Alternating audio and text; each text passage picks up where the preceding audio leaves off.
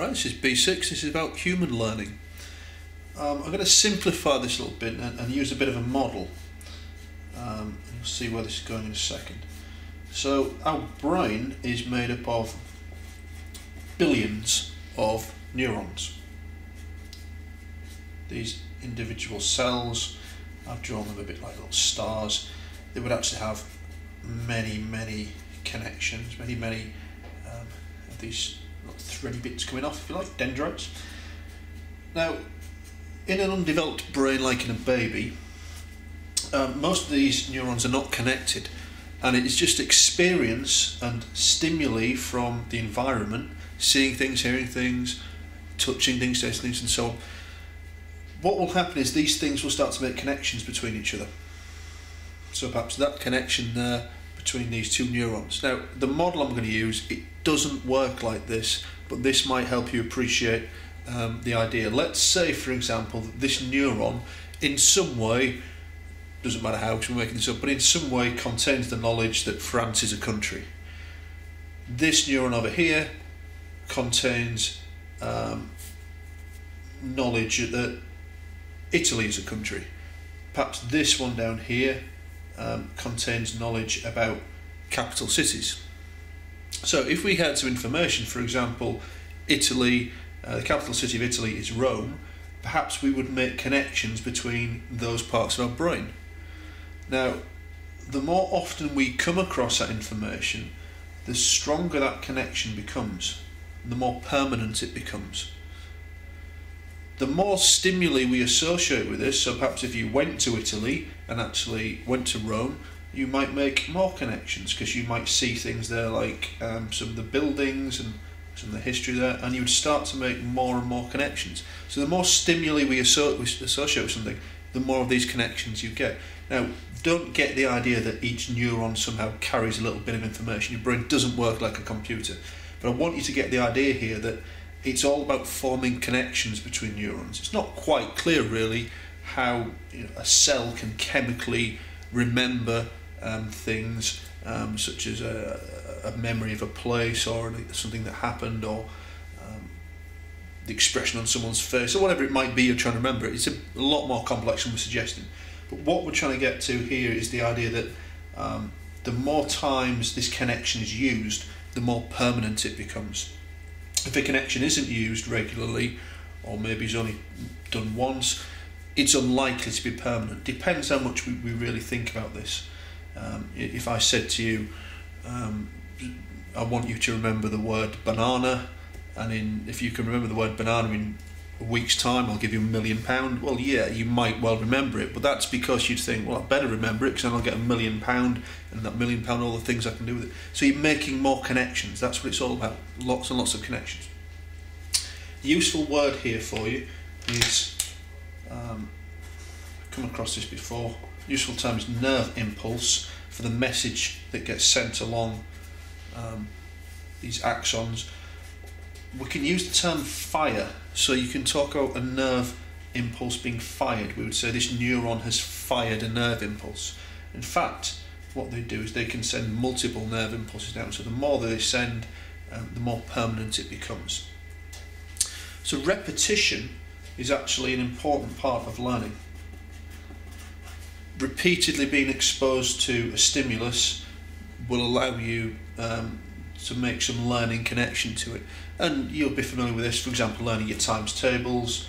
A long time ago, if you remember doing it, 3 times 4 is 12, 4 4s 16, 5 4s 20, 6 4s 24, and you remembered these things by constantly repeating them.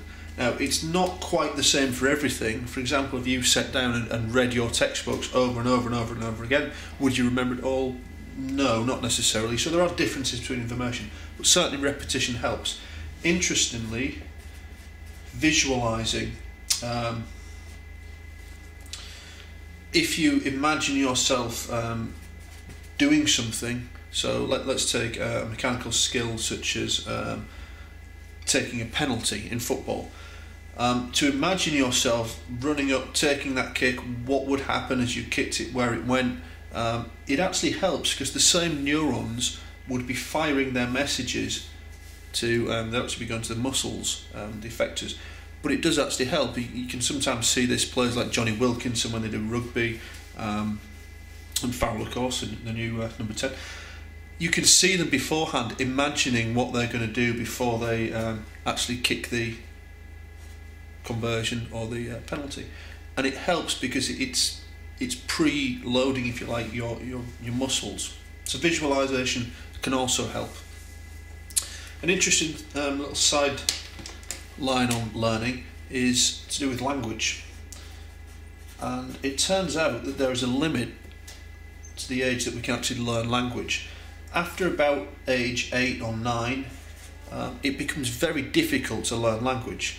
Now this doesn't mean, for example, you can't learn a new language after 8 or 9. Obviously many people do. You might be learning Spanish or French or German, whatever it is.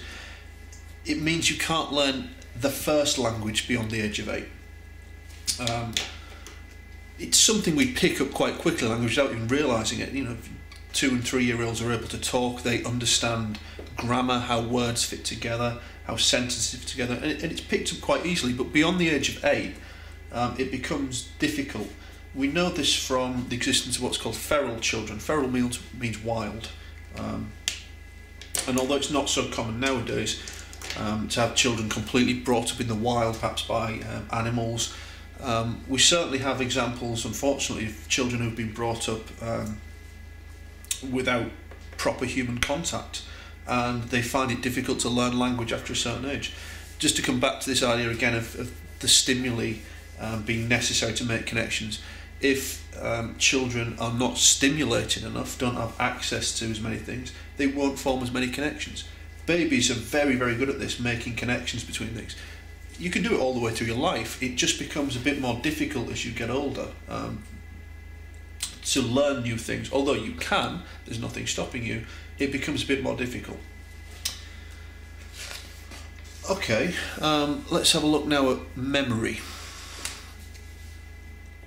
Now there's three different ways really we can consider this. The first one is to look at memory as being short-term or long-term memory. And your short-term memory lasts for maybe about 30 seconds. In other words, if you hear something, see something, smell something, whatever it is, it can stay around there for about 30 seconds. And unless you do something with it to make it memorable, or you think about it, or you process it in some way, it's not going to go into long-term memory. It will be lost or forgotten. Now, this is quite a simple way to look at it. Some of the ideas about this came from looking at patients with, for example, Alzheimer's. And what happens in Alzheimer's is there are problems with short-term memory. So things that have been stored a long time ago are still remembered. So, for example, someone with Alzheimer's may remember events from their childhood, but may not remember the name of someone that they've just met recently. Now, it turns out that this memory model has some problems with it, so we're going to look at a slightly more sophisticated version. And this is the idea that this is what's called the multi-store memory. The idea that we actually have different components. So we have what we'd call a sensory memory, a short-term memory, and a long-term memory. Now, the sensory memory is all the things that you're picking up from the outside, so sights, sounds, smells, touch, whatever it may be. This goes into your sensory memory, and most of it is actually lost. Even now, unless you concentrate on it, there'll be lots of background noises, things that you can see with your eyes, but you're not actually paying attention to them.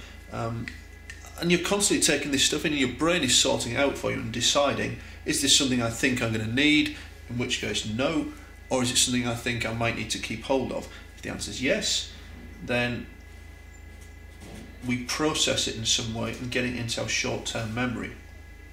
Now again, not everything that goes into your short-term memory is remembered. You might remember a sentence from 10 seconds ago, but in another 10 seconds time it will have gone. You won't remember the exact words, you might remember the meaning of it by putting it into your long-term memory, but you wouldn't perhaps remember the exact word sequence that was used. So processing, should just have that on. The idea of the multi-store memory as well is that we do rehearsal. In other words, we're trying to think about what it is we want to remember, and that's what's keeping it in our short-term memory. Excuse me. Ideally, we want the stuff to go to long-term memory where, as far as we know, it effectively will be in there forever. We can lose some things from our long-term memory. Generally it's because it's not being processed in the right way. So if you remember something, if you learn something but you've learned it incorrectly, you might then later on forget those things. However, if you think about something like perhaps riding a bike, if you don't ride a bike for a while, it only takes a few minutes to get used to it again. Or if you come back to school after 6 weeks holiday, sometimes you find it difficult to write at first because you've forgotten all the processes, but it pretty quickly comes back. Now it turns out that again this model, I should just put on here as well question mark, because obviously we don't lose everything. Do we lose things from long-term memory? It's a debate. This model itself as well, there's something that it needed improving again. Of course, this is a good example of how science works. We don't just come up with an idea and stick with it. When new evidence becomes available, we change our minds. Where's the bell? Oh, I'm sorry. Last model is called the working memory model, and it's the idea that the short-term memory is better off being called working memory. If you like, this is the area of what we think about. So what you've got in your brain at the moment is going through your short-term memory, and so the idea is that your long-term memory can be used to put information back into here. So if you were thinking about perhaps capital cities again, and you were doing a geography question and it was about what's the capital city of America, well, you would be taking information from what you know about America and what you know about capital cities and bringing it back and then working out, hang on, capital city of America, is it New York? That's a big city. No, it's not that. I don't think it's that. Is it Los Angeles? No, I don't think it's that.